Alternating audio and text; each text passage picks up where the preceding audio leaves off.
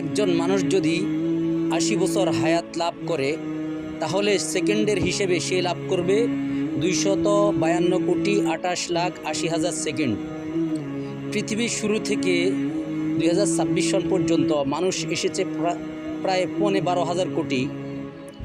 তো পৃথিবীর শুরু থেকে এই পর্যন্ত আসা সকল মানুষকে যদি সেকেন্ডের হিসেবে আমাদের মিল্কি ওয়ে গ্যালাক্সি থেকে এই পরিমাণ জায়গা দেওয়া হয়, অর্থাৎ 252,28,80,000 গুণ পৃথিবী থেকে বড় এরিয়া যদি এক একজনকে ভাগ করে দেওয়া হয়, তারপরেও আমাদের মিল্কি ওয়ে গ্যালাক্সির জায়গা শেষ হবে না, বরং আরও অনেক জায়গা ফাঁকা থেকে যাবে। আলহামদুলিল্লাহি রাব্বিল আলামিন ওয়াসসালাতু ওয়াসসালামু আলা সাইয়্যিদিল আম্বিয়া ওয়াল মুরসালিন।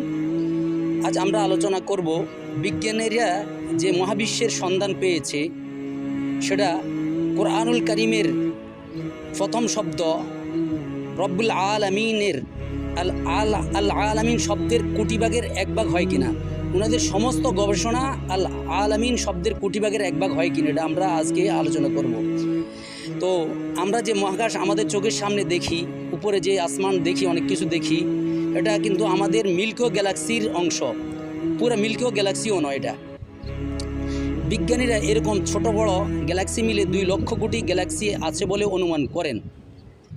এটা হলো এই গ্যালাক্সিগুলোর সমষ্টি হলো, বিজ্ঞানীরা দৃশ্যমান বলেন যে দৃশ্যমান পুরো জগতের মহাবিশ্বের 100 ভাগের মাত্র 5 ভাগ, আর এর মধ্যে 27 ভাগ হইল ডার্ক ম্যাটার, যেটার কাজ হইল এই গ্যালাক্সিগুলোকে ধরে রাখা, আর 68 ভাগ হইল ডার্ক এনার্জি, যেটা এই গ্যালাক্সিগুলোকে সম্প্রসারিত করে।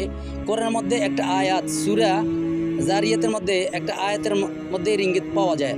আল্লাহ তাআলা বলেন ওয়াস-সামাআ বানাইনাহা বিআইদিন ওয়া ইন্না লামুসিউন, আর আমি নিজ শক্তি বলে আসমানকে সৃষ্টি করেছি আর আমি এগুলোকে সম্প্রসারিত করব। যে বিজ্ঞানীরা খুঁজে পেয়েছে যে মহাবিশ্ব এটা সম্প্রসারিত হচ্ছে। তো বিজ্ঞানীরা এই পুরা যা খুঁজে পেয়েছে, মনে করেন গ্যালাক্সিগুলোর সমষ্টি 2 লক্ষ কোটি গ্যালাক্সির সমষ্টি এবং ডার্ক ম্যাটার এবং ডার্ক এনার্জি সব কিছুর সমষ্টিকে বলা হয় ইউনিভার্স বা মহাবিশ্ব ও আসমান। তো এখন এই বিজ্ঞানীরা যা খুঁজে পেয়েছে এটা আল্লাহ তাআলার যে সৃষ্টি জগৎ, আল আলামিন শব্দের মধ্যে আল্লাহ তাআলা যা বুঝাতে চেয়েছেন এটার তুলনায় কত ক্ষুদ্র, এটা এখন আমরা আলোচনা করব। তো হাদিসের মধ্যে আল্লাহ রাসূল সাল্লাল্লাহু আলাইহি সাল্লাম বলেছেন মাস-সামাউদ দুনিয়া ফিস সামাই সানিয়াতি ইল্লা কাহালকাতিন মুলকাতিন ফি আরদি ফালাতিন, যে নিচের আসমান, সবচেয়ে নিচের আসমান যেটা, এটা দ্বিতীয় আসমানের তুলনায় কেমন, বিশাল একটা মরুভূমির মধ্যে ফেলে রাখা একটা আংটির মতো। ওমাস সামাউস সানিয়াতু ফিস সামাই সালিসাতি ইল্লা কাহালকাতিন ফি আরদি ফালাতিন, আর তৃতীয় আসমানের তুলনায় দ্বিতীয় আসমান এরকম যেমন বিশাল একটা মরুভূমিতে ফেলে রাখা একটা আংটি। যে ওমাস সামাউস সালিসাতু ফিস সামাই রাবিআতি ইল্লা কাহালকাতিন ফি আরদি ফালাতিন, আর তৃতীয় আসমান চতুর্থ আসমানের তুলনায় এরকম যেমন বিশাল একটা মরুভূমিতে ফেলে রাখা একটা আংটি। এভাবে যে চতুর্থ পঞ্চম ষষ্ঠ 7 আসমান পর্যন্ত সবগুলোর তুলনায় এভাবে হাদিসে দেওয়া হয়েছে। এটা ইবনে হিব্বানের হাদিসটি সহিহ। তো এবার শুনুন জান্নাতের এরিয়া কত বড়। সূরা আলে ইমরানের মধ্যে আল্লাহ পাক বলেন ওয়াসারিউ ইলা মাগফিরাতিন মির রাব্বিকুম ওয়া জান্নাতিন আরদুহাস সামাওয়াতু ওয়াল আরদু উইদ্দাত লিল মুত্তাকিন, তোমরা দৌড়াও যে তোমাদের রবের পক্ষ থেকে ক্ষমা পাওয়ার জন্য এবং এমন জান্নাত লাভ করার জন্য যে জান্নাতের প্রশস্ততা হলো আসমান আর জমিন মিলেলে যা হবে, এটা আল্লাহ পাক প্রস্তুত রেখেছেন মুত্তাকিদের জন্য। এবার শুনুন যে 7 আসমান থেকে আল্লাহ তাআলার আরও বড় সৃষ্টি আছে, যে কোরআনে কারীমের সূরা বাকারার 255 নম্বর আয়াত ওয়াসিআ কুরসিয়ুস সামাওয়াতি ওয়াল আরদি, যে আল্লাহ পাকের কুরসি মানে হলো পাদানি, আমরা যেটাকে বাংলাতে বলি চেয়ার, এটা সবগুলো আসমান এবং জমিনকে ঘিরে আছে।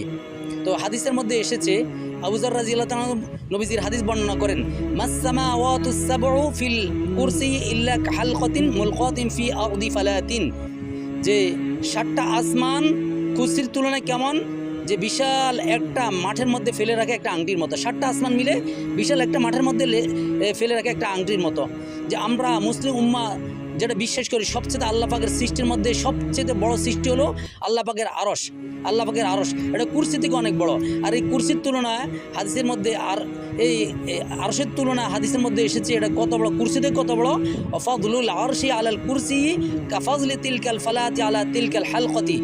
আর যে আরশের তুলনা এটা কুরসির থেকে এত বড়, যেমন যে একটা আংটির তুলনায় বিশাল একটা মরুভূমি, একটা মাঠ যেমন বড়, যে কুরসির তুলনায় আল্লাহ পাকের আরশ এরকম বড়। এখন বলুন, বিজ্ঞানীরা যেটাকে ইউনিভার্স বা মহাবিশ্ব বলে সেটা আল্লাহ তাআলার সৃষ্টি জগৎ হিসেবে কত ক্ষুদ্র। তো বলেন, সবগুলো আসমান, সকল জান্নাত, কুরসি ও আরশ সব কিছুর সমষ্টি হলো কোরআনে কারিমের প্রথম আয়াত, যে আল আলামিন শব্দের যে ভাব মর্ম, যেটা আল আলামিন মানে সমগ্র জগৎ।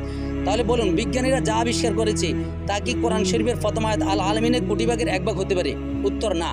তো আমরা ইসলাম সম্পর্কে জানতে এবং বিজ্ঞান ও ইসলামের সাথে কী সম্পর্ক তা জানতে মানবতার আমানত নামক চ্যানেলটি আমরা দেখি এবং এটা মানুষের কাছে শেয়ার করি। ওয়া আখিরু দাওয়ানা আলহামদুলিল্লাহি রাব্বিল আলামিন।